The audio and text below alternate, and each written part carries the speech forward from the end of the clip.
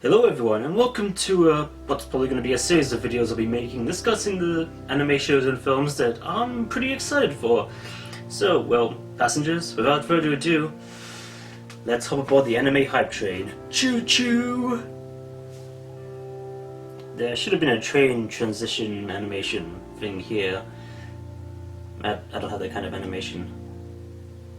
I'll just cut to the next scene. Satoshi Itoh, better known as Project Itoh, is a Japanese science fiction writer best known for his highly popular and intellectual books, as well as his long-running friendship with Metal Gear Solid creator Hideo Kojima. Sadly, he lost his life at the young age of 34 on March 20, 2009, after a long and tumultuous battle with cancer. And if you really want to know more about, well, Itoh's life in general, then I gladly point you towards the Kenna Perfect video on the subject. It's just a beautiful and wonderfully made video that just shows why he and the film adaptations of his books are so important. And speaking of which, in March 2014, Fuji TV's Noitamina anime programming block announced that a film project based on Itoh's novels were in the works. And more news, trailers, and visuals trickled in afterwards, as the film adaptations of Genocidal Organ, Harmony, and The Empire of Corpses were announced for release at the end of 2015. All three are books that Itoh has written, with the exception of Empire of Corpses, which Itoh never got to complete before his death. And it was finished and posthumously published by his friend and collaborator Toh Injo. Besides being adaptations of Itoh's books, the other connecting elements between all three films are that Red Juice, a member of the Japanese band Supercell, is providing the character designs for all three films, something he had previously done for the show Guilty Crown, which ties into our next point, in which EGOIST, an offshoot of Supercell, is providing the ending themes for all three films, and was originally created to make music for Guilty Crown, so there you go. Other than that, all three films have different studios and directors attached to make them, meaning we're getting a very nice mix of talent and styles, which is always nice. The films are licensed in the US by Funimation, who have given The Empire of Corpses a theatrical release in April, with Harmonies in May, and Genocidal Organ to follow when it comes. And lastly, in what seems to be a reference to Itoh's friendship with Kojima, the voice actor Akio Otsuka has a role in all three films. For those who don't know, Akio Otsuka is the voice of Snake in Metal Gear Solid, as well as the various other Snake clones, which is always nice. But enough about the connecting elements, let's talk about each film in detail individually. The Empire of Corpses, as I mentioned earlier, is a book that Itoh never got to complete before his death, and it's his friend/collaborator Toh Injo that completed for him in 2012.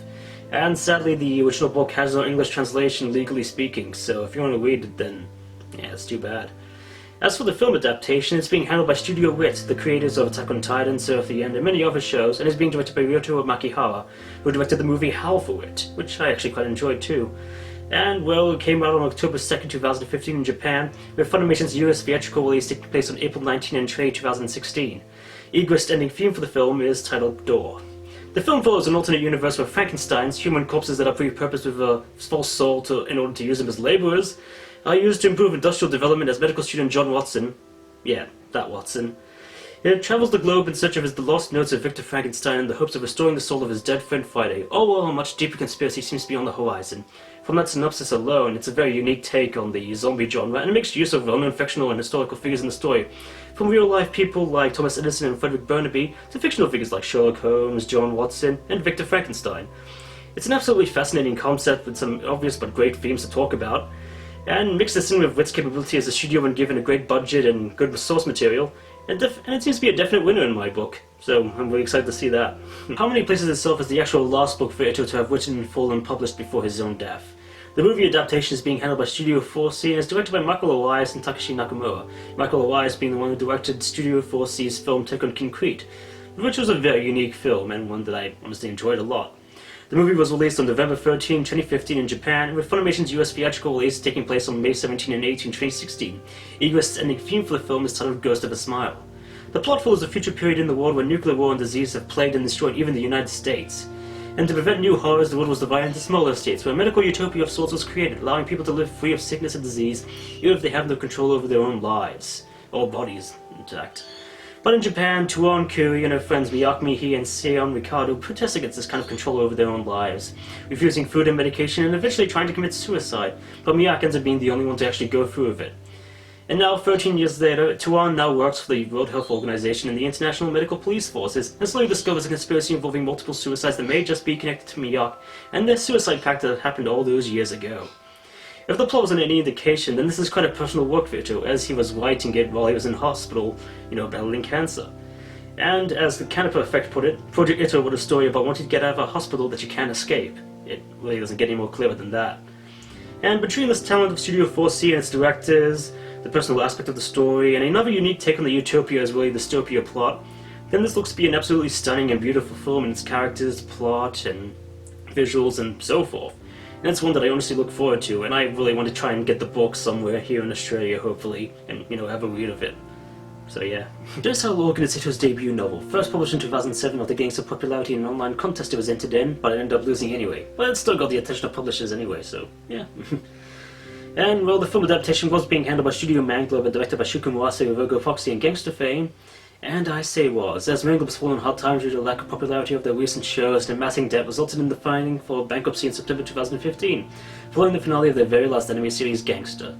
And as a result, Genocidal Organ was indefinitely delayed from its November 13, 2015 release date, which Harmony would take over, and take away funds were sent out. On the actual day of November 13, 2015, it was announced that production of the film had resumed with the same staff under the newly formed Geno Studio, with hopes to complete the film by the end of 2016. And I say complete, as there's no word on release date yet, meaning that Japan and the rest of the world are on the exact same boat. EGOIST's ending theme for the film is titled Reloaded. The plot follows the obliteration of the Bosnian city of Sarajevo with a homemade nuclear weapon, as intelligence agent Clifford Shepard treks across the wasteland of the world to find the mysterious man known as John Paul, who is responsible for this atrocity, as well as find the eponymous Genocidal Organ, which seems to be tied to all of this. While the film's delay is immense and almost annoying, I can only hope Muase and the newly formed Geno Studio can use its delay time the best they can and give us a quality product that can adapt Itoh's first novel perfectly. And judging by the visuals and trailers that were already released before the delay, it already looks to be a very good looking action film with plenty of military stuff and all that sort of thing. And I can hope to find the book alongside Harmony and have a read of it too. So, it's all very exciting. So that does it for my very first episode of the Anime Hype Train. I hope you can be as excited as I am for all three of these films after hearing the stories and staff behind them. And, well, I'll put some stuff in the description of all the trailers, the EGOIST theme songs, news articles and so forth for you to look at because it's all very much worth it. So until next time guys, cheerio, and yes, my psychopath reviews are coming soon. And I apologize for how dark it was in my unboxing video of those DVDs. They came in pretty late into the day and I was really impatient. But yeah, lesson is learned. So yeah, you can expect a much brighter video for my next unboxing, and all my future videos too. So yeah.